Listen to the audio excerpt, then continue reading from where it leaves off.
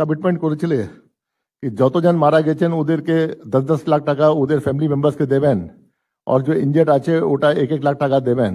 जो खामियां था वो पूरा करने का काम सरकार कर रहा है। हम लोग additional budget allocation man power के लिए भी सिविल डिफेंस और डिजास्टर मैनेजमेंट टीम को हम लोग रेडी कर रहा है। मैं आज पोस्टमार्टम करने के लिए नहीं आया है, वो तो काम सरकार का करना है, सरकार कर रहा है।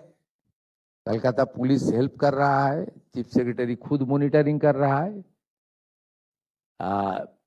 आश्वस्त रहिए, ये सरकार आने वाला दिन में इस तरीके से हादसा टालने के लिए जो जो मेजर करना चाहिए वो करेगा।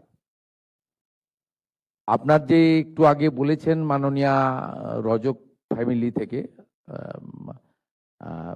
আমরা আপনাদেরকে বলতে পারি যে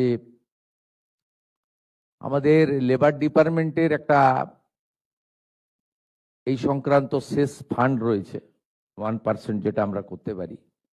সেখানে কি কি এই 10 লক্ষ টাকা আপনার যারা ডেথ ফ্যামিলি তারা তো পেলেন, আজকে 1 লাখ টাকা করে ইনজোর্ডরা পেলেন।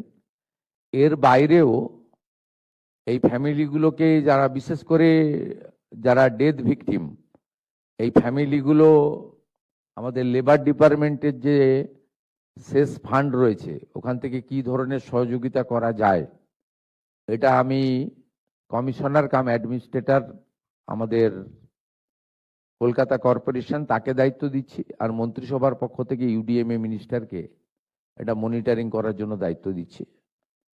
মাননীয় অগ্নিমিত্রা পাল মহোদয়া ক্যাবিনেট মিনিস্টার, মাননীয় শ্রীমতী স্মিতা পান্ডে আইএস এই বিষয়টা দেখবেন, দেখে চিফ সেক্রেটারির মাধ্যমে আমার কাছে প্রপোজাল আসবে। আমাদের লেবার সেক্রেটারি রচনা ভগত রয়েছেন, মন্ত্রী অর্জুন সিং রয়েছেন, তাদেরকেও প্রপারলি আমরা অ্যাডভাইস করে দেব। আপনাদেরকে আমরা এই বিষয়টা মাননীয় স্মিতা পান্ডে মহোদয়া তিনি আপনাদেরকে জানিয়ে দেবেন আগামী 7-10 দিনের মধ্যে অপরচুনিটি কি রয়েছে আর আমরা কি করতে পারি। অনারেবল সিএস আমাকে বললেন যে অপরচুনিটি আছে, আমরা কিছু করতে পারবো, এদের মাসে মাসে কিছু হেল্প করতে পারবো।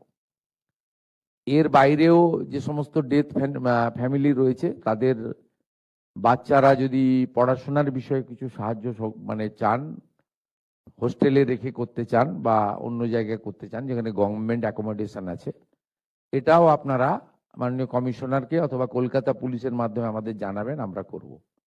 আমি কলকাতা কর্পোরেশনকে বলবো ওনাদের যে ডেলি কাজগুলো হয় তাতে এই 15-16টা ফ্যামিলি যারা বিহার বা ইত্যাদি আছে তাদের পক্ষে সম্ভব নয়, কলকাতা বা অ্যাডজয়নিং এলাকাতে যদি এই ফ্যামিলিগুলো যারা থাকেন তারা যদি আপনাদের বিভিন্ন ধরনের কাজ হয় সেই কাজে যদি এদের ফ্যামিলির কোনো লোক সক্ষম থাকে বা করতে চায় ইনক্লুড করা।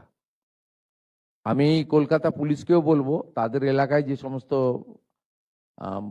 ব্যক্তির ফ্যামিলি ঘটেছে তাদের ক্ষেত্রেও কলকাতা পুলিশ থেকেও যেন তাদের পরিবারের সঙ্গে লোকাল থানায় একটু যোগাযোগ রাখেন, কোনো সহযোগিতা লাগলে করেন। আর হেলথ ডিপার্টমেন্টের মাননীয় এমআইসিকে আমি অনুরোধ করব, এমওএসও আছেন, যদি ফার্দার ট্রিটমেন্টের জন্য কারোর মনে হয় যে আমার এখনো শরীর ঠিক হয়নি, আরো ওষুধ দরকার বা আরো কিছু স্যাটিসফাইড হওয়ার জন্য নিজেই মনে করছেন যে আমি অসুস্থতা ফিল করছি বা আমার ব্যথা বেদনা আছে, সেটা ডক্টর শারদ মুখোপাধ্যায় আমাদের এই ফর্মাল মিটিং এর পরে আপনারা ওনার কাছে নাম ফোন নাম্বার দিয়ে দিন, উনি প্রপারলি দেখে দেবেন। এবং যতদিন আপনাদের ওষুধ দরকার বাড়িতে থাকলেও কমপ্লিটলি ওষুধ আমরা প্রোভাইড করব আমাদের স্টেট গভর্নমেন্টের পক্ষ থেকে। এই বিষয়গুলো